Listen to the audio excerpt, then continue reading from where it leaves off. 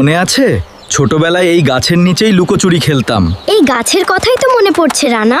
সেই দিনগুলো কি আর ফিরে আসবে?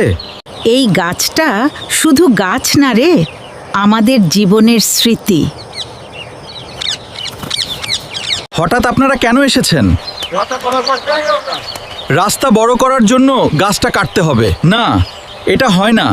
গাছটা কেটে ফেললে আমরা খেলবো কোথায়?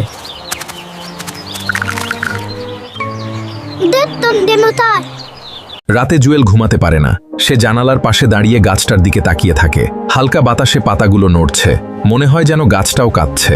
রাস্তা আবার হবে, কিন্তু এই স্মৃতি আর ফিরে আসবে না।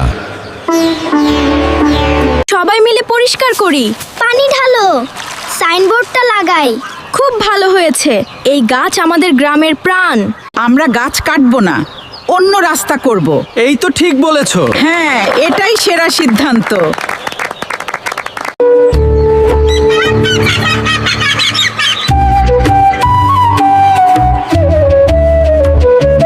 যে গ্রাম নিজের স্মৃতি বাঁচিয়ে রাখে, সেই গ্রাম কখনো মরে না।